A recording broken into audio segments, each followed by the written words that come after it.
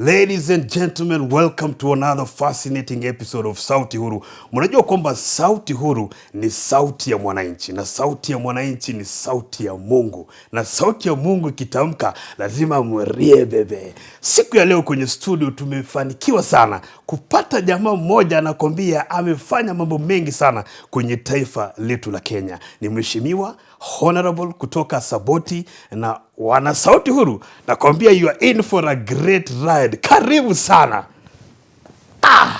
Asante. Habari ya siku ya leo? Salama sana. Yes. That other name of yours. Yes. Riebebe. Mheshimiwa, habari ya siku ya leo? Salama. Uko salama? Yeah. Yes. Kabla tuendelee, kuna watu ambao mimi najua wengi sana wanakufahamu. Kama mimi nimekuwa na kufuatilia sana. Lakini kuna wale watu mtaani pengine wanashangaa, je, huyu mheshimiwa Eltezi amemsifia hivi sana, anaitwa nani? Na kwa sababu ya hao ningependa pengine tuambie tu jina yako ili waweze kupata kukufahamu. Amisi luhyia. Yes. Wengine wananitambua kama kijana power. Kijana power. Kijana power. Ukikuja Kitale sana sana uliza kijana power. Uliza Caleb unaweza potea. Lakini kijana power huwezi potea. Unaonyesha mpaka kwa gate. Utaonyesha mpaka kwa gate. Yes. So hiyo ndio majina kamili. Yes. Mbunge wa Saboti constituency. Yes. Saboti kwa Trans Nzoia County. Yes. Katika mpaka ya Western na Rift Valley. Nyinyi ndio watu mnalima sana. Mnalima mahindi. We are called the bread basket of the Republic. Of the Republic of Kenya. Yes, but the basket is empty. Yeah. Yeah. Wala Sauti Huru umesikia hiyo? The basket is very empty. Kuna mtu ambaye anashangaa. Je, tunamwona ni kiongozi and he's very young, you know? Unajua watu wamezoea kuona unajua wazee kwenye siasa, lakini tunakuona ni kijana sana. Anajiuliza, je, huyu honorable alitoka wapi? Alianzia wapi? Mtaani ni wapi? Ni mtu amepiga soft life ama amecheza pia huku akipambana na hard life? Mimi sijajua soft life ni nini. I don't know the definition. Yes. Mimi ni hard life, hardcore. Yes. Okay. Sasa tunaweza anza mbali. My history is long. Yes. From how I was born. Yes. First of all, people don't know yes. that I lost my father before even I was born. 2 months before I was born. Yes. And after 9 months, yes. after birth, yes. I also lost my mom. So I was basically brought up by my grandmother. Wow. Who later died when I was in Form 2, University of Nairobi. So, hiyo ni soft life ama ni hard life? Hiyo ni hard life. Yeah. Hiyo ni hard life. I grew up without both parents, without siblings. So my cousins turned to be my brothers and sisters. But blood sister no, blood brother no. Uko peke yako. Peke yangu. Peke yako. Dunia kisha leo lakini dunia kisha leo kuna wengine. Okay, sasa pale Kitale na ulisomea Kitale? Sikusomea Kitale, nilisomea Sabati ya primary. Yes. And I broke a record there. And my record is still there. I was the best boy in Western region. KCPE. Yeah, nilipata alama zote za A. Na kwa bahati mzuri master yes. wangu aliona vile nilikuwa nafanya exam mock. Ndio. Na akaanza kuniweka kama Starehe boys material. Yes. So akaenda Starehe mapema, akachukua yellow form, akajaza. Akakujazia. Bila mimi kujua. Na umejua Starehe hata ukikuwa number 1 na hujajeza yellow form before exam, yes. you will not go there. So alinijazia kabla hata exam. And when na hiyo kitu umesema hapo, the many viewers of by the way Sauti Huru ambao wajui. Unasema Starehe kabla uingie lazima kumeshajaza. Lazima uwe kabla exam ya national examination, you must have filled the form because there are details they ask the sub chief. Yes. Is this a needy boy? You know, people must ask the community. Yeah. Starehe was predominantly for needy students. Yes. Now, of course, they have incorporated the rich kids. You know, but during our time it was purely needy students, bright needy students. So they have a lot of things they do background check before they take you there. So that's the purpose of the yellow form. Yes. It comes earlier. Which he decided to do it for you. To do it for you. So I did not even sign the yellow form. Hata kama ningekuwa number 1 Kenya mzima, yes. bado singeenda Starehe. Ukaingia Starehe. Yes, that's the miracle that happened in my life. And you see now, after that exam nilikuja nikakuwa best boy in Western. Yes. That's the first time nilikuwa kwa gazeti, jina langu kwa gazeti. Na unajua mheshimiwa, the guys who are at home, who don't understand, wanakuona tu, wanasema now guys you can hear mheshimiwa ni mtu ambaye alipiga number 1, sio kubahatisha batisha. Starehe ikakupelekaje? Nilienda starehe na padlock peke yake. I was armed with only a padlock because kila kitu nilipata huko. My first shoe nimevaa nikiwa starehe. Wow. Focused. Kwa strategy tulikuwa na chapa mguu. Sasa ukiangalia hivi nikitoa hizi viatu kuna mitaro katikati kidogo, lakini nimeenda spa nimejaribu kunyorosha. So you may not get the but a while ago you could do some contours. So tulikuwa na chapa mguu. So first shoe you wore it in Starehe. How was Starehe for you, mate? Starehe was good because you mingle with people from diverse backgrounds. You know, they take from all regions, Wapokoti, Turkana, Luos, Kikuyus, Somalis, all people. What I liked about Starehe is it brought the Kenyanism. That's where you get each and every student from all over the country.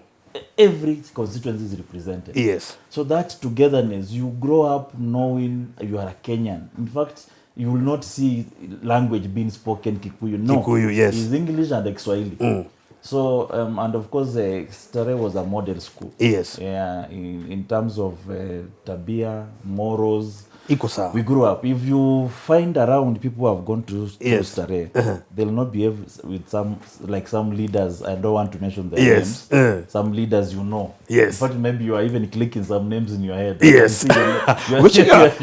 Starehe, you did Starehe. Then after Starehe? Starehe went to before university. During our time, I don't know about your time, you had a gap of 2 years before you joined university. So those 2 years, I went to teach as a trained teacher in a school called St. Max Chavogere, somewhere down there in Vihiga.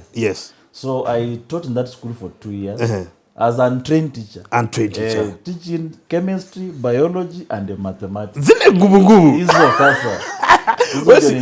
Unajua mimi nilikuwa mtu wa history. Nilikuwa mtu wa history na English. Nisome tu historia. Lakini nigoje sabu na nigoja. How was that experience? So I gained good experience because I was dealing with students who are younger than me. Of course, I was young. But people who are younger than me, they are looking at me as a role model. They are told this person studied in Starehe. So, they really gotten to like me. I actually took one of the scouting movement to the provincial level. Wow. And I think I left a good record. Was there any kind of university? And was there any kind of pressure? Unajua watu wanasema kwamba when you're in such a school, there is pressure around you that guys are expecting you to perform being from Starehe. Uingie university, yani maisha yako iko tu sawa. Iko tofauti. But in fact people are wondering, huyu ameenda Starehe narudi tena kufanya nini huko akisomesha watu kwa shule. But I took that as an avenue to stop now being idle. And at least involved in doing something. I joined the University of Nairobi I was to do actuarial science. But because of the school fees, the high school fees of actuarial science, I could not manage. So I decided to do something that was close to it, which was Bachelor of Commerce. So I did Bachelor of Commerce, Finance Option, Kabete Pesa. Lower Kabete campus for information is called Kabete Pesa. Does not mean pesa zimejaa huko. Because we trained on finances. So that's we called Kabete Pesa. The other one is Kabete Ng'ombe. Kabete Ng'ombe is hapa Kabete. Hapo mheshimiwa ulikuwa comrade. How was the comrade life? Comradeship life is good. A little politics here and there. But I was not a lead in campus. I was a campaigner. I campaigned for Babu Wino. Babu Moja. I was the chief campaigner for Babu Wino. Ala? When he first vied, he has vied severally in that campus. I was the chief campaigner for Babu Wino in Lower Kabete campus. I campaigned for a guy called Jimmy Munene during Kibaki's time. Jimmy Munene was a vice chairman. I campaigned for David Osiani. Yes. Osiani was also Osiani umoja tu. Yes. Wow. I campaigned for Sakaja. I campaigned because Sakaja was a module 2 representative. Yes. He was not a chairman. Yes. But a module 2. Those are people who had joined I can't say university through backdoor. Yeah? Those are the kindest word I can use. Yes. You didn't qualify straight, yes. but there's a way you can join through parallel degree programs. So they are called module 2. Module 2, so he was the module 2 representative. I campaigned for him. Mheshimiwa, inaonekana kwamba siasa already ilikuwa imeanza kuingia. Already, yeah, ilikuwa imeanza kuchemka ndani yako. I didn't have the resources to start I think what constrained me is the resources. Yes. Otherwise, I could have attempted to vie. Yes. Because if you were campaigning for them and they were winning, that means then most definitely I'm a man when I see an opportunity, I always go for it. Yes. Ukamaliza Nairobi University. Nikamaliza Nairobi University, nikaingia seat. In fact, I worked while at University of Nairobi. I was working at Standard Chartered Bank. I worked at Standard Chartered Bank while as a student. In fact, when you look at my CV. People asking me, you are a student and you are getting employed at Standard Chartered Bank. How? I was in second year university. Yes. My CV was already long. Why? Because in Stare, we do what we call holiday jobs. So all my holidays I was working. Yes. Either we are working in Nairobi Hospital, Kenyatta Hospital, so many institutions of government. Some ministries, I actually worked at NSSF. Yes. So by the time I've seen now, I went to train as a trained teacher. So by the time I'm joining university, my CV is Iko sawa. Iko sawa. Yes. Because of the holiday jobs. I'm writing. I worked here. Yes. So I think they looked at my CV and said, hey, this one is an experienced person. I was an assistant to the manager of Standard Chartered Bank. Assistant. Na ndo umeingia tu. Yes. Yote ilikuwa imeng'aa. Yote ilikuwa imeng'aa. Third year, finishing fourth year, I went to Citibank. Yes. During the Safaricom IPO processing. I did a lot of work there and we got good tunes. Wow. Yes. Ladies and gentlemen. I was vibrating in campus. Ladies and gentlemen, you have had a Honorable Caleb Amisi. Nakwambia this guy, CV yake ni ndefu. Mnaona tu kwa TV. Leo niko naye hapa. On behalf of you wana Sauti Huru. Mwesh, ukiingia pale Standard Chartered, ukapiga kazi. Mtu anajiuliza, uliingia vipi kwenye siasa? Ni msukumo mgani ulikufanya paka ukaamua ingie kwenye siasa? It's a very funny story because after banking I went into business doing supplies and there. I tried my hand in business basically. Yes. I think mimi ni mtu ambaye napenda pesa sana, so I could not stay at a place where I'm just giving people money and yes.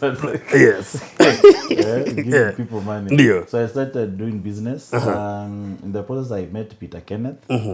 Peter Kenneth was at that point we met in Old Boys of Tawe because we have a caucus of all those people who have gone through Old Boys. I can imagine. Yes. Old Boys ni nguvu sana. Nguvu. Tuju, there Raphael Tuju is also an Old Boy. Yes. The former CS for education, Magoa, the late Magoa, and so many. The current Safaricom CEO, yes. Peter, is also an Old Boy of Stare. Yes. So many doctors. You can name a number of doctors. In fact, Aga Khan is like Stare boys. Super WhatsApp group. Yes. So we met there as Old Boys. Yes. And Peter Kenneth told us he's vying for president. Then I asked him, Lasa, wewe utaweza Uhuru kweli? Akasema, but Uhuru anaenda ICC.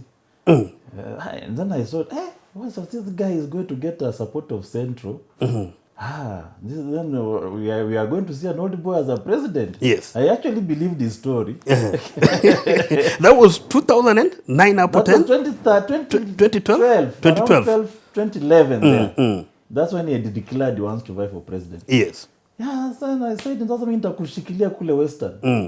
Sasa nitakushikilia Western. Kijana ya power. Nitakushikilia Western. Then I started campaigning for him in Western. I went around, I was doing some NGO activities as well. So in the process of campaigning for Peter Kenneth, I put myself on the ballot as an MP for Saboti. Yes. Yeah, using KLC. Yes. Tuna Westmek. Na hatuko Westmek. Hatuko Westmek. Kulikuwa aje? Alipata zile kura alipata. Na mimi nikapata karibu 4,000 votes. Yes, first time. That is incredible. And I didn't have much resources. I was just moving around on foot. I was moving around on foot and sometimes on pikipikis. I had a small car called IAST. Toyota IAST. Na Yes. people walikuwa wanasema kuna kijana anatembea na gari nusu mkate hapo. Gari nusu mkate. Gari nusu mkate. Yes. It looks like half a bread. Buffalo. Kama imekatwa nyuma. It was supposed to be a full car. A full ikakatwa nyuma, yes. Yeah, so and I thought with my votes, and I looked at the votes of the ODM candidate and other candidates. I said, of course, for the Kenyans, they will not appreciate me. Yes. These other parties will not. So let me go to ODM. So ODM. the next time now, I went with ODM. Yes. And I 2017. Yes, I had some resources here and there. Nikaingia na chopper. Because with my age, people, you must threaten. You must give some threats. Otherwise, they can see. That's how kijana mdogo anatuambia ni. So I did my campaign with choppers. Ulikuwa unafanya na chopper. Kutoka from kale kagari kadogo. Kaheshima kakaingia kidogo sana. Mimi amejipanga. So I made it 2017. Yes. Through ODM. The only ODM in that region. In fact, 2017, from Westlands, Team Wanyonyi is ODM. From Westlands, yes, all the way, yes, ukipata hiyo barabara, Gilgil, yes, Nakuru, yes, Eldoret, Moi's Bridge, hadi Kitale, yes, uvuke Bungoma, Webuye, Bungoma, yes, Sirisi, hadi Malaba. The next ODM from Westlands, yes, Team Wanyonyi, the yes, next was Caleb Amisi. The other one is in Busia.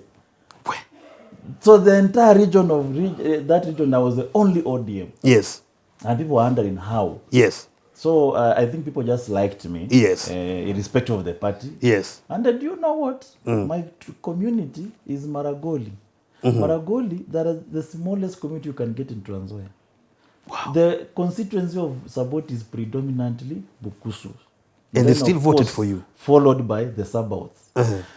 My small community of Maragoli does not even come anywhere. Because we will have Bukusus the majority, yes, Sabaots the majority. We have a bit of Luos and the Kisis in the town, yes, and the Kikuyus in the town. And then now you will have a bit of a camp of Turkanas, Apo Kipsongo. Yes. Maragolis do not come anywhere. In fact, you can count them, our pity at 300. And they still voted for you. So I was voted for people who are not my tribe. Your tribe. All of them. Yes. They voted for me. So that's why when I was asking yes, the likes of Mudavadi and Weta, yes, you guys, you keep on telling us, Luyas are not together. Why are Bukusus voting for me and Maragoli? Yes. Why? Luyas are very much together.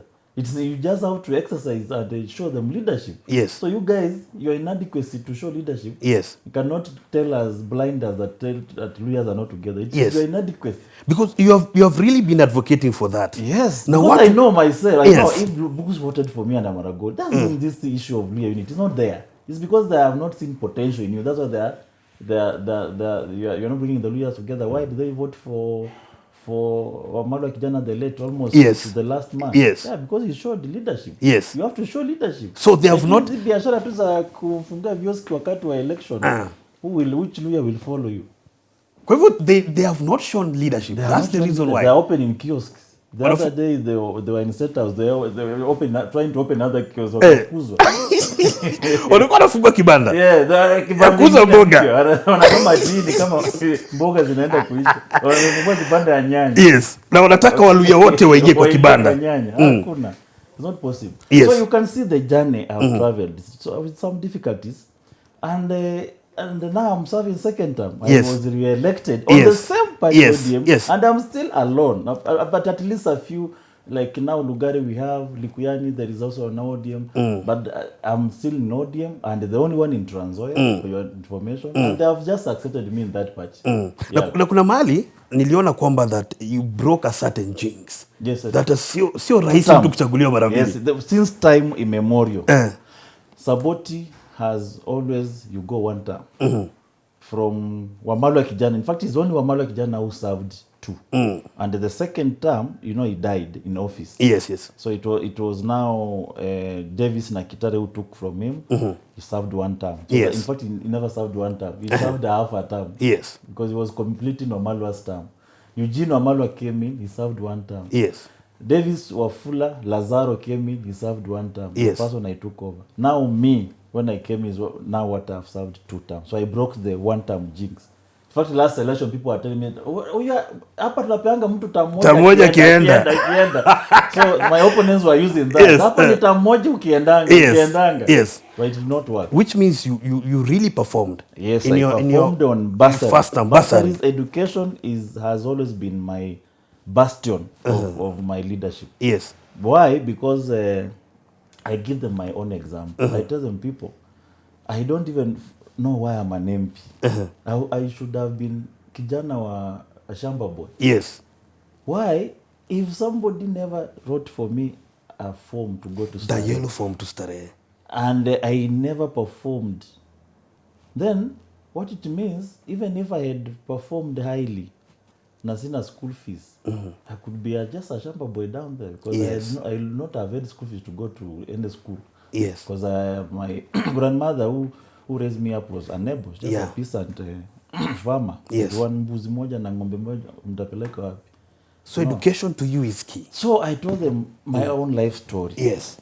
Is that without education, I will not be here as a member of parliament. Truth be told. Yes. So nawaambia, vijana nang'ang'ana nao nikisomesha 3,000, 4,000. Yeah. Siku moja watarudi hapa ni madaktari, ni walimu, maloya, alafu watabaki wakisema I'm a lawyer because nilisomea bursary ya Caleb. That is the time you will know, kumbe this leader. Yes. Sahii mnacheka tu wengine wakisema hayo ni pesa serikali chukua. Yes. Nini mchukue lakini msimpigie. Yes. Ni Maragoli, sijui ni ODM kwa chama cha Wajaluo. But when those people are educated, watakuja na asimame waone ni mwalimu. Na kuambie kama si Caleb singekuwa mwalimu. Yes. Wewe kama umenyima kura utatoa machozi. Yes. That's the time you'll now know what I'm doing. Because the fruits may not come now, but in future. Yeah. So I've really insisted that we don't mine. There's no gold we are mining in this constituency. There is no minerals. There is no gas. Yes. So what do? Then let's just invest in education. Yes. That's what is going to save our society. Yes. So I'm really on it. And most classes I've done, every constituency. Yes. I mean, every school in my constituency. Yes. At least utapata Caleb Amisi imeandikwa mahali kwa 1 class. Umepiga kazi. All of them, and I can tell you to go and check. Yeah. Every school has my name somewhere. And you see now in all the previous leaders, there is no any hata choo imeandikwa Eugene Wamalwa. Yes. There is no hata shade. Hata choo tu peke yake. Hata shade tu ya bodaboda imeandikwa any previous leader. So they are seen development. Hakuna hata shade imeandikwa Eugene Wamalwa. Yeah, hata wacha shade hata ni kitu kubwa. Choo tu kwa mlango moja. Hata hakuna mwavuli. Imeandikwa Eugene. Lakini Caleb Kamisi yuko. They are there. Na pia nimeona there was something you're doing with the Spain. Ilikuwa ni Spain, a number of embassies. Yeah, I get, because government resources are never enough. Yes. So I take an extra mile to engage foreign investors. Yes. Most of embassies have been very kind to me. Yes. United Arab Emirates have given me a lot of donations. They gave me a donation to take to women groups for sewing machines. Yes. And I distributed to a number of women groups. In Saudi Arabia, during Corona time, they gave me 6 trailers of food. Wow. I distributed in that, part of my constituency is a slum. Yeah. When you hear Saboti, there are 2 wards that are basically a slum. Tuwani ward, Matisi ward. Yes. Kipsongo slum is the biggest slum. When we went there with Raila, he was shocked. He thought he's in Kibra. Yes. And it is even worse than Kibra. People there even in dire situation than even Kibra. Yes. So I took this ambassador and they saw the situation. Now they promised to build me a school there. Yes. But during Corona they gave me a lot of food. I distributed. Watu wangu hawakuumwa na njaa sana. Nikapeana watu chakula kabisa. Na hii ni effort yako. And then Indian ambassador gave me motorcycles I gave to a group of youths. Watembeze boda wakipata kitu kidogo. Yes. Yeah. So I engage foreign companies, foreign investors to help me develop the constituency. Na mwishi ini yako tu. Your personal initiative. Through Caleb Amisi Foundation. I have a foundation where we do this initiative. Yeah, Caleb Amisi Foundation. We incorporate other institutions who are able to help us. Football. I have gone up to Real Madrid just to get a connection to my local soccer. Wow. Yes. Mwesh, nataka turudi pale kwanza Luhya. Yeah. Kwa sababu sisi tukiwa huku tunaona mambo mengi sana. Yeah. Na tumekuwa tunaona kuna hiyo natembea huku. What is up? What's going on? Something is brewing in Western. It is a revolution. Natembea, I've been doing it alone. Last parliament, I tried to challenge called the stubborn status quo. So I tried to argue myself and ask, all these leaders have been here since I was born. And I can tell you, when I was 3 years old, yes, I don't know how you know a 3-year-old child look like. A 3-year-old child hata kuongea sometimes maybe hajaanza ama ndio ameanza kukungumiza tu kidogo baba mama. 3 years old, Mudavadi was a minister for transport. Madividi. Wewe ukiwa 3 years Madividi yako minister tayari. Mimi na sahi I'm serving second term member of parliament. I'm being brought my DVD to me in the committee of appointment to vet for him for a position that was then not in the constitution. And I asked him that question. And when I was going to Tawe, the same DVD gave me a check of 20,000, not from himself. Yes. I said this and people thought that he gave me a check. No. Lawyers living in US had seen in my story in the newspaper. They said a poor boy has managed to go to Tawe from the village. They contributed 20,000.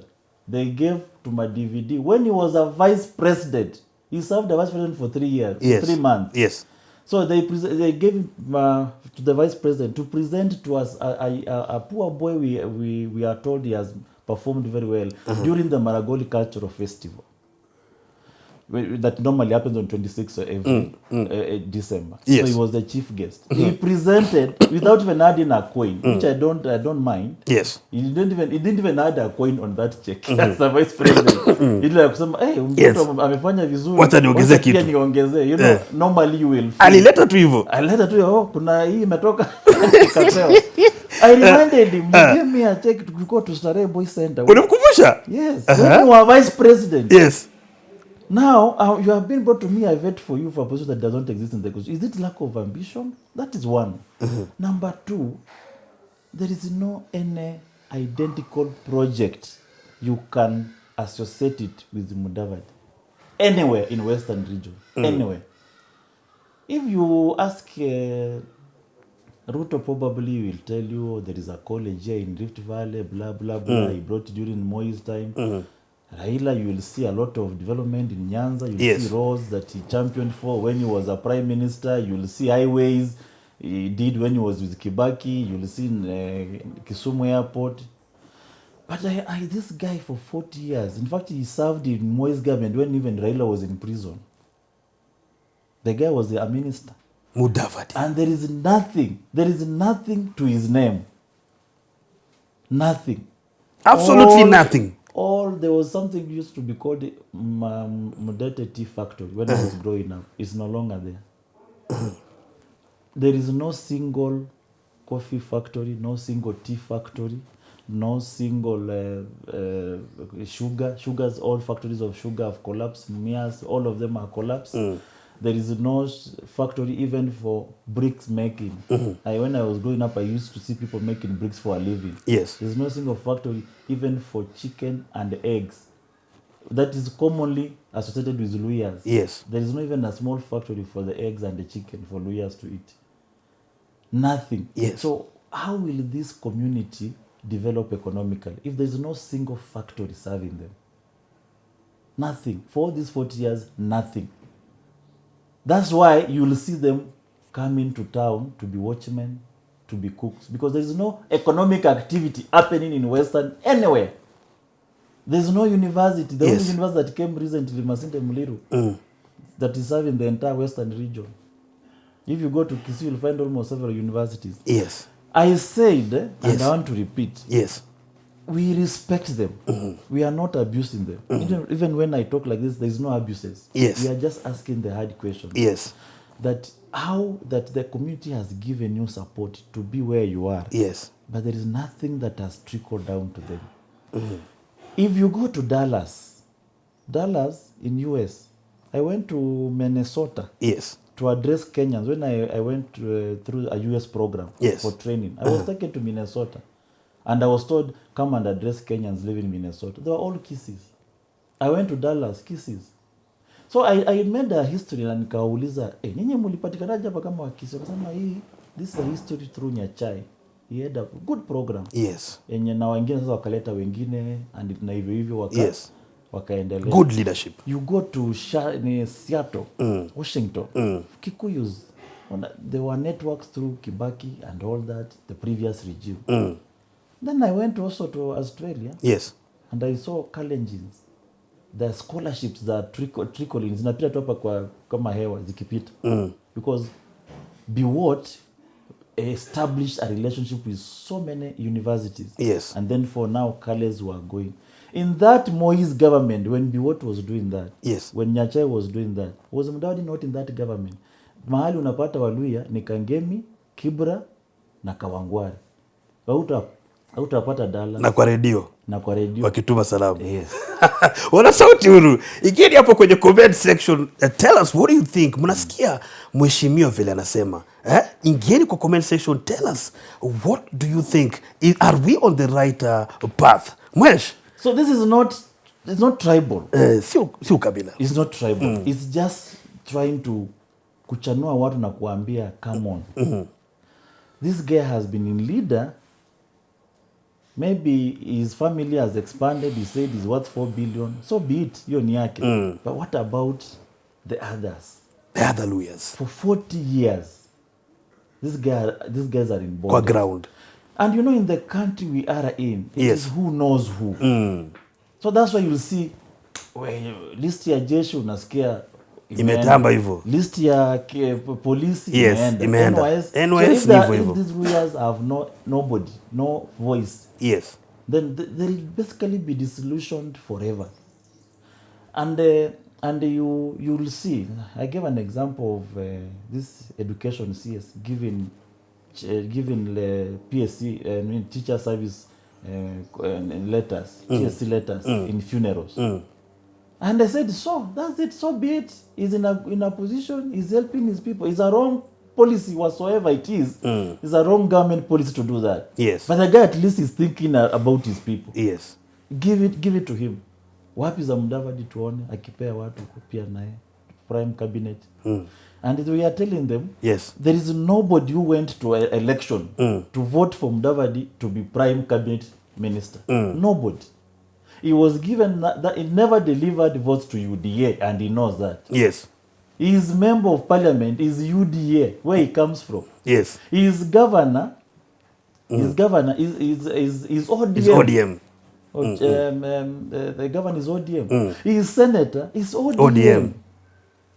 So this is a guy who did not even deliver his own Sabatia seat to UDA. Yes. So he never brought anything to UDA. The reason why he has given this position, it is so that the lawyers are represented in the government. Yes. That is why he was which is not happening, according to you. So how is he representing them? That was it. He was not elected to be that position. He was given to represent the Luhya. Ruto alikupa kazi to represent the Luhya. Amenyamaza, amekuachia. The rest is you to do it. Uchangamke. Yes. So, Mhesh, the revolution is about liberating the Luhya people. The Luhyas out of the bondage of these two guys who open up kiosk. Umetaja mmoja, kibanda mmoja. No, kibanda ya kwanza ni ya Wetangula. Ya Wetangula ni kibanda ya zamani. Hebu fungua tuone anauza nini. Fungua hiyo kibanda. Wetangula was a big supermarket. Yes. A very big one. Yes. Wholesale. By Jaramogi Oginga. A very big one. Yes. So the guy has been reducing. Unasikia shelf ya sukari imeisha. Inaisha. Nini ya majani imeisha. So he has been reducing that supermarket up to imekuwa sasa kiosk, a small kiosk called Kenya. Just masquerading and hovering around Bungoma town. BG too. Was around there. Hapo tu. For 30 years or so, Jaramogi started a party that was countrywide. You find for the Kenya members who are from even coast. Yes. Him, he has reduced it to a place where he's comfortable to manage it, to his comfort zone. Yes. Bungoma tu. then how will you be a president with a party of 2-3 members of parliament hovering around Bungoma? Mnaitana tu kwa kiosk hapo kwa mtaa, mkitaka kufanya PG mnaitana tu hapo kwa bus station. PG naisha mnaenda Nairobi. Then mwingine anafungua ingine huko inaitwa ANC. Amefungua ingine ilikuwa inaitwa UDF akafunga. During Kibaki's time. Akafungua sasa ANC. Sasa hii nasikia anataka kufunga temporarily for some time being. Supplies zimeisha kidogo. Then atafungua baadaye. It was 2026. Utaona tena amefungua kiosk kingine. Now so it is just it's about those two people. About those people. And you cannot be a president of this country with 2 members or 3 members of parliament. You're lying to yourself. And you're lying to lawyers. So tunawaambia pave way for other leaders to come take the stage and take lawyers to State House. Simple. Because you've been unable to. People asking, you guys, you have numbers. You have become a laughing stock. That you have big numbers, but you cannot even... Everybody loves you. Nobody can hate a lawyer because they are watu wa mlembe. Hawana mambo mengi. Ni watu wa mlembe. The country will feel comfortable with any lawyer president. So they're asking us, you people with these numbers, you can't even come together. But to support. But Mhesh, watakubali? What's the plan? Not about kukubali. They're going to... Wanatoka. By force, by fire. Wanatoka na nyaunyo na nini. Hata wakaange wakijua kuna wakati watakuwa tu wamekaa hapa nasikia mtu na nyaunyo kwa mgongo wake. Toka kwa kitu. Wewe ni Weta. Unasema Weta inafika mbele na anatukiaga tu anamchapa. Toka hapa you are not a lawyer leader. Na DVD. It's going to be lethal. Tunaongea tu kidogo wanaanza kutuma vijana kwa mtandao. You've not started. This thing is going to be a thorn in flesh. They must feel the pain they have caused for 40 years. So we are going to be very lethal to them. Na tunawaambia tu mapema, makali tumenyoa. This Natembe ameanza hapo Tanzania is just is just a boiling point. The magma is just about to flow. The magma yenyewe inakuja. Ni itaflow to form glaciers like this towards the Lake Victoria ikienda. Na sasa magma ikikuja inaenda na kila kitu. Magma, you know the magma for the volcano. And it's very hot, boiling. So itakuja hivi kiflow paka Lake Victoria. Sasa wale ambao watakuwa along the way they'll find themselves where? In the Lake Victoria. Ladies and gentlemen, we are having a fantastic time with Honorable Caleb here. And mumesikia vile anasema inakuja. Magma inakuja. Na ni moto sana. Mwesh, kumekuwa na mafuriko. Unajua? And someone is wondering, how has Honorable been able to handle it kule kwake? Trans Nzoia, we've had it in small areas. It's not as in the high magnitude the way we see in the rest of the country. So we need to also thank God that we've been spared this catastrophe in some way or another. But maybe we are also helped by the fact that we plant a lot. So there are not a number of trees.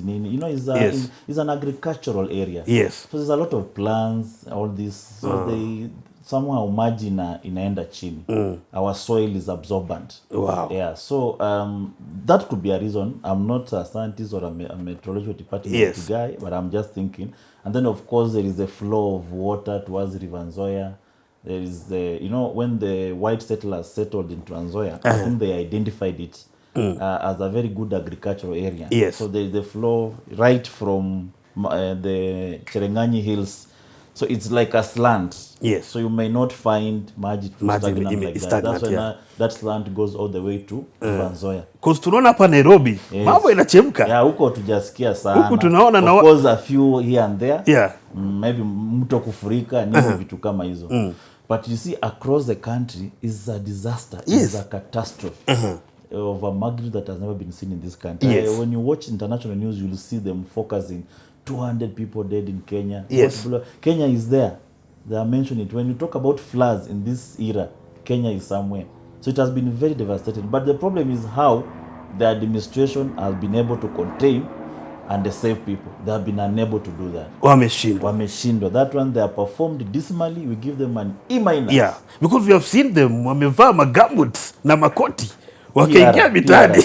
If you are a PR person, Ukiamuka tu kitu inagonga akili yako ni PR. Hata mtu akikufa unadhani nitafanyaje mtu mwenye amekufa PR. So they have seen disaster and they are still doing their PR. Yeah, unavaa tu magambus alafu ukifika kwa gari hapo unatoa. So what have you done? It's not about, you are not going to save anything. Why can't you give those gambus to those people? Then why are you wearing and you are coming to hapa Nairobi hapa State House? Why can't you? In fact, what you should have seen, angekuwa amekunja long. Akanyaga nao aone vile the depths of this water iko wapi.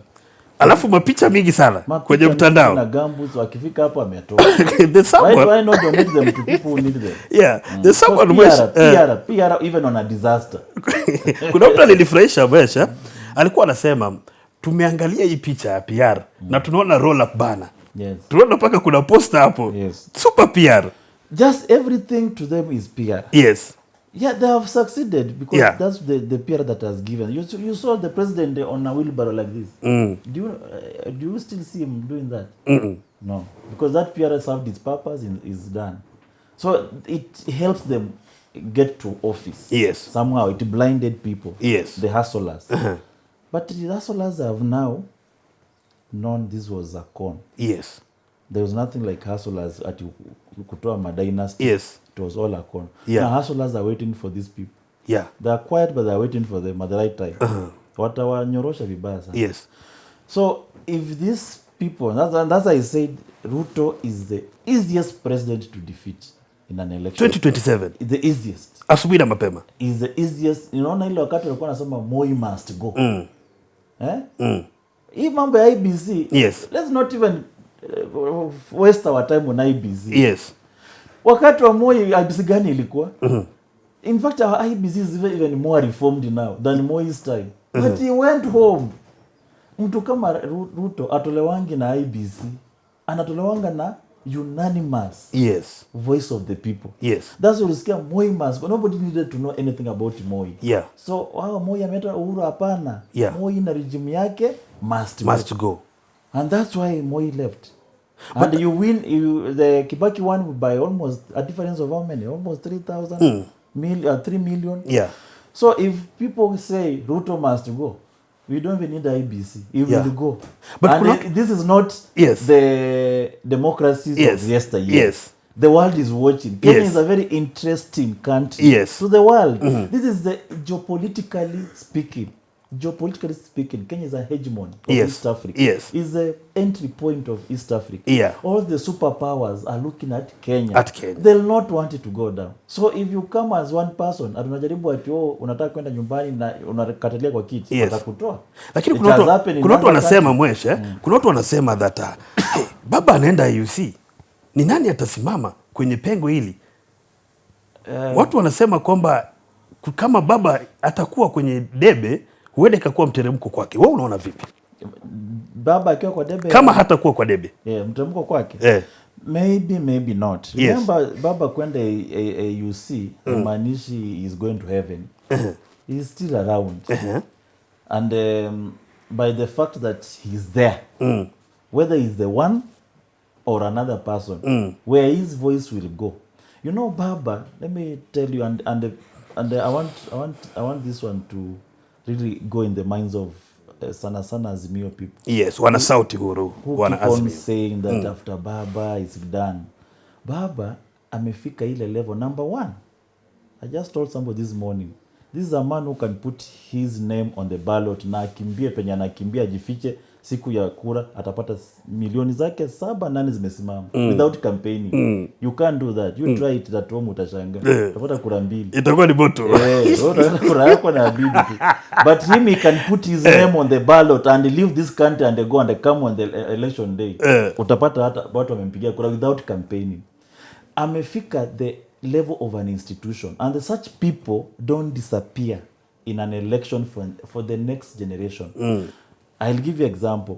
In America, every candidate, for you to win American election, there are names you must mention. J.F. Kennedy. You know, you must mention Jimmy Carter, Bush. And this other one, Clinton family. Those ones you have to mention. Because they have become institutions. That's why you see Obama, always refer to JF Kennedy JFK, because yes. he wanted the supporters of JF Kennedy on his side. Yes. When in South Africa, for you to campaign and win, you must say something about Nelson Mandela. Yes. So you are sweeping the supporters of Nelson Mandela. It will come a time in this country, whether Raila is dead or alive, for you to win an election, you must mention something about Raila Odinga. Are you getting? Yes. So it does not matter whether he's in AUC or here, whether he's on the ballot or not, but the person who will carry his name, he will win. Because now his supporters will be aligned to that person. Yes. And the person who will now be trying to throw away, disregard his name, yeah, he will also be put on the other side. And what are the chances of Baba getting AUC? Kulingana na this is my analysis because I also, for your information, I study international relations. I'm doing masters from this student. I'm going to class. Wow. I'm doing masters in international relations, and I also sit in the Committee of Defense and the Foreign Relations. Yes. If by the Charter of African Union, it has given just a regulations that was passed by the head of state and the government summit, that it is a time for East Africa. Yes. So it has given that opportunity for East Africa, number one, where Baba belongs. So the other challenge is how many people are from East Africa. Okay? So if we'll reach at that point, so what is in the air is speculations. And I'm not the people who buy speculations from me. Yeah. The moment we get the candidates who are from East Africa, who have presented their candidature for AUC, then we'll tell you, we'll come, call me back and ask me, is Baba winning or not? But for now, it's speculation. Yes. Oh, there is a Somali, there is somebody from Djibouti, yes, there is this, there is it. But have they presented? Baba himself, has he presented? No. Has Baba presented? Did you see he taking his papers to AUC? So what are you discussing? What is this that you are discussing? It's Kelele too and speculations. So let him present, let another candidate present, then let's come here and see whether Baba is there or not. Hold your horses. Mwesh. You are too fast. Mwesh. Yeah. Kama kuna mahali nimesikia, mimi personally, nimesikia kuna maneno mingi, ni hii kaunti ya Nairobi. Na kuna kitu ulisema, kwamba huyu governor aliyekaa ni jamaa wa module 2. Yes. Okay. I campaigned for him. Module 2, I explained, and I repeat. Yes. During our time, there is a way you joined university. You passed your KCP above C+. Then you join through the normal joint admission board. So anybody who did not go to university through JAB, it means he failed. Yes. Number one. He failed KCSE, and it means he never got a C+ and above. So number one, Sakaja must have gotten less than C+. So maybe D is those time. I don't know, but that could be his, where he landed. Pale kwenye D. But it gives unasema hapo tu in our time D was for danda. D for danda. So Sakaja ni mtu anachezea top of D. Anachezea tu hapo. Maembe hapo kidogo. Hapo ndio anachezea. Na the education system gives you an opportunity to still access university through what I call backdoor. Yes. And put in quotes.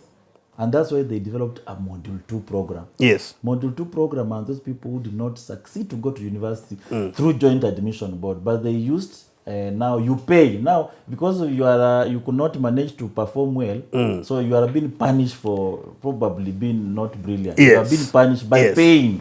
So you pay a lot. So Module 2 school fees is too much. So meaning maybe his parents were well off, so they say, okay, fine, let's pay for you. He joined Module 2.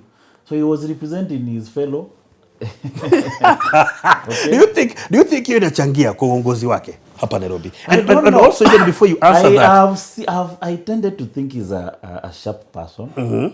Initially, I had even thought that this could be a potential even president in this country. Like when he was a senator. He tended to. Yeah. But people who have worked closely with him, they told us, no, this person, he does not have leadership skills. Yes. He has a lot of selfishness. Yes. He does not go with people. He wants to rule alone. Blah blah blah. But because I've never worked closely since I campaigned for him, I've never worked close to him. Yes. I only see him. Do you think his goose is cooked? Kwa sababu inakaa ni kama mambo yake inachemka huko Nairobi. Mambo yake imechemka because he lacks leadership skills completely. In fact, in my view, Sakaja is the worst governor of Nairobi, not just governor Nairobi, probably countrywide. You know, for you to show your leadership skills, it is during the time of disaster, not the time of comfort. When a disaster happens, is the time you have to flex your leadership muscles. And you show. This is the time Sakaja could have shown leadership. So it has failed. He's simply showing he's a Cerelac baby who just got an opportunity. And you know, even the way he has come to leadership is more or less luck. You know, these people have come through luck, the like of Mudavadi. You know, Mudavadi was nominated. He was given a seat. He inherited a seat from the father, inheritance. So, you know, inheritance, take it like it's a right. It's not like us who went to the people to seek for votes for ourselves. Yes. Mudavadi inherited a seat from his father. So if Mudavadi's father was alive, he'll not be an MP or a minister anyway.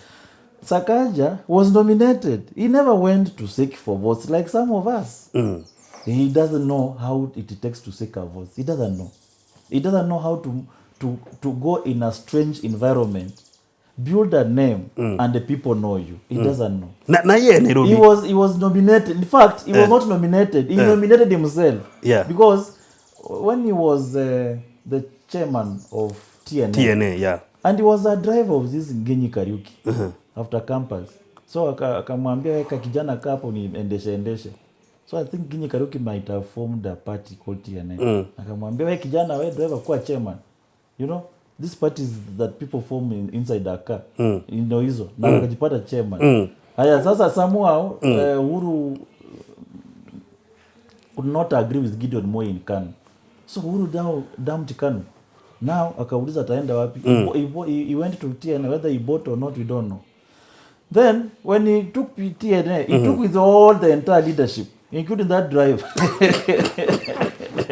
So that's how Sakaja became the chairman of TNA, and later on, then now, being a chairman, you know you are in charge of taking a list to IBC. Yes. Then he put his name as number one. So yes. He nominated himself. Then from the nomination, he came in. Do you know that Sakaja tried to come to even vie in my constituency? Because the father, I think he is a sub-out. And they know he masquerade here as a lawyer. He's not. The father is a sub-out. Yes. And they're in my constituency. So he tried coming to mobilize wazee. Akaenda matanga moja, akatoa 20,000. Nikajua amekuja, nikaenda nikatoa 40. Gafunika. Matanga mbili matatu alitoroka. Walimwambia kijana atakuaibisha. Ulikuwa unakuja ukimvaa. Unakuja ukimvaa. Na kuna mtu atauliza maybe. So he came to Nairobi. Yes. Nairobi akajiingisha na hiyo. Akajiingiza. Sonko nini. They just went as a wave. Moja Nairobi ni wave. Yes. So there is no way he has literally looked for votes. He doesn't know how to look for votes. And you see now the previous election, it was muddy. Yes. People, he gathered just come. People don't know him so well, and he didn't know how to campaign so well. Then Azimio thought, let's just give. It was Sakaja was given by Azimio. Azimio just voted for him. Yeah. So that's why he became a governor. He doesn't have leadership skills. He has failed in Nairobians. He is going to serve one term.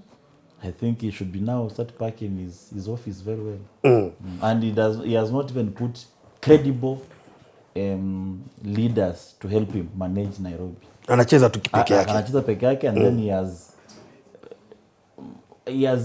has not put his office in order. It looks like a business enterprise. It doesn't look like an office. Yeah. Mwesh, kuna hii maneno ya barabara imeleta tetesi sana, and I don't know what's your perspective on that.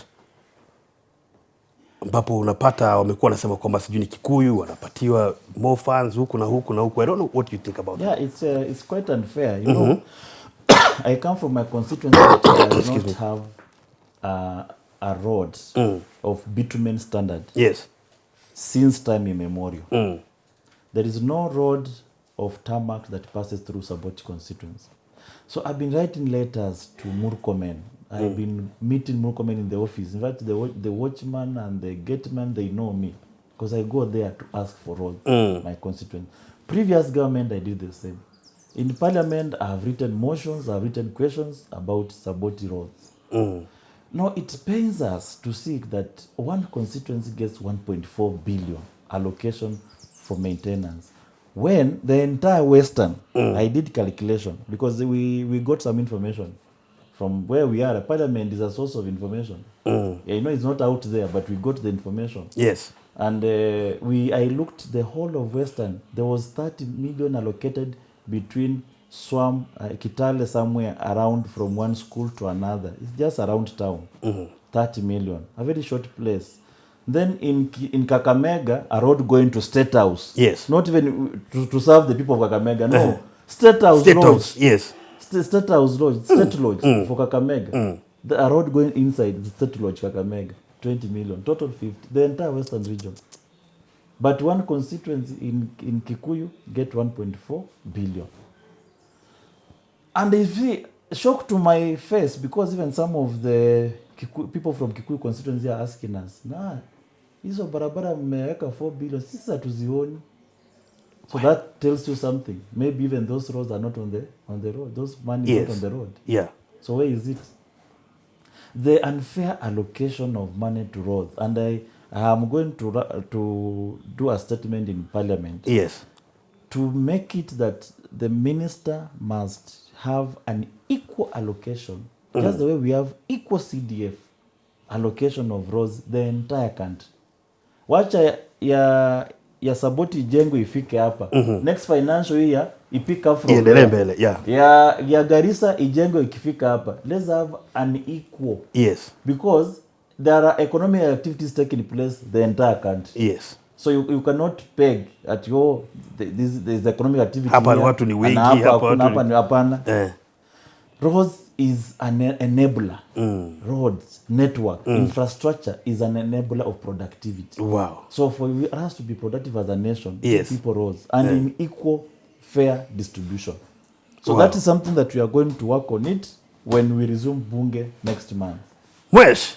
Kwa hivyo sai tujue kwamba tide inakuja. Magoma inakuja. Na inaongozwa na wewe ukiwa pale mbele. In fact, I'm the one going to lead it. Yes. Na mwesh kabla tumbelake sasa naona tumemaliza hiyo, nataka kidogo tuchangamke. Mwesh, kuna mtu pale mtaani, mwana sauti huru, anajiuliza, madam hivi, anajiuliza, mwesh anakaa hivi, ameoa na familia, ama ndiweze kutubu ma DM. Amekuuliza wewe? Lazima wanashangaa mimi na unajua. Anza na wewe. Anza kwanza kwako. Anza na mimi. Alafu tuone ni vipi. Wangapi wamebaki. Let's be progressive. Wesh, TikTok, social media, X. That is everything for the generation. Yes. If you watch the American election, you'll not see rallies. I don't know if you followed very carefully. You'll see Donald Trump addressing sizable number of people there. Biden is even worse. Yes. You can even address 10 people. You know, everything is going to be digital. You think that they're not following election. They are, but they are following online. Yes. Online. Russia, you know, we've just had an election in Russia recently. Did you see any rally? As much as we are saying Putin is a dictator, but did you see any rally anyway for the other members of parliament? No rally. Yes. It is digital. So, technology is the future. Yes. Of even election. People are not even going to rallies. People are just going to... I was meeting the ambassador of Finland the other day, and he told me a young man in the Finnish parliament is elected courtesy of TikTok. He was so much on TikTok. He was liked on TikTok. He was famous, more or less like this Brian, the late Brian. Yes. He was so much on TikTok. Yes. So you can just say somebody like Brian, and then you are elected in the bunge to represent the youth or something like that. So TikTok social media, digital. This is now where the world is going. Whether you like it or not, you must be digital, you must be on TikTok. If you are a serious leader and you are not on X, then jiweke X kwanza, wewe mwenyewe. Official yako ya TikTok ni gani?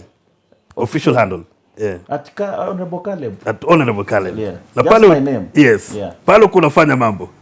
I'm not so much because it's once in a while. And you see TikTok also, social media is funny because the more you are funny and strange, the more people follow you. I don't want to be that leader. So you will see that if you do vituko kama za mheshimiwa fulani, I want to say unataka kumtaja, tunamjua tu. Tunamjua. Lakini ukipost hapo kama umefanya umejenga class, hakuna mtu atakufuata. Hakuna mtu atakufuata.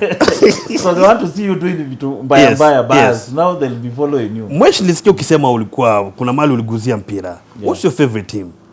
Manu. Wewe ni mtu ya Manu. Pole lakini ni Manu. Mimi ni mtu ya Liverpool. Kinaona that's why I apologize. Hiyo ndio Liverpool watu wa kuku tu. What's your favorite song? Kuna mtu anasema pengine mheshimiwa apigi dance huyu. I try to live like Dube na kina ipotei. Unapenda like Dube? When I was young, I was growing up, I used to listen to like Dube a lot. And because he sang message, strong message. Which is still alive even today. And he died of the crimes he used to sing against. You know, he was shot and accidental. And the people who shot him, they were on a normal robbery. They didn't know it's Lucky Dube. They were fans of Lucky Dube. When they heard that the person they have shot is Lucky Dube, they surrendered themselves to the police. Themselves. Kwa hivyo ni mtu wa Lucky Dube. So that guy, and I listen to so many songs. But whenever Lucky Dube comes, I will stop and listen to it and I continue. ODM so it has never escaped. ODM primaries zinakuja? What do you think? Itakuwa sawa? ODM is well organized. It's a party that is well organized. I've never seen a party organized like the ODM. In fact, in the whole of Africa. Even ANC of South Africa is not as organized as ODM. Organization of ODM is on another level. Do you know that there is even an ODM chairman in Sugoi? Do you know that? Yes, there's an ODM chairman in Sugoi kwa Ruto. ODM imejipanga? Yes. Every ward, every polling station has an ODM representative. Kwa hivyo uchaguzi utakuwa sawa. Hata Sugoi Ruto, hako na mtu wa ODM pale ndani. Hata anakuwa mimi ni bibi yake na ajui. Na ajui. Anaanza kumwangalia. Kabla uende, jana juzi Miguna aliongea sana. Akapayuka sana. Kuhusu maneno baba. Unaonaje? I think he needs to now get over it. Miguna. Hata sisi tulikasirika sana vile baba hajakuwa kishinda na anaachilia tu ni kama ataki. And then we wonder what's wrong with baba. Hata hawezi pigania uongozi. Kwa nini inafika tu hivi tena anakaa tu asifu ataki? So people have learned to go over it. Na kujishughulika na mambo mengine. So I think his continuous bile and the venom on Raila's status is too high. Huwezi bomoa hata uongee. Hata useme ameua mtu.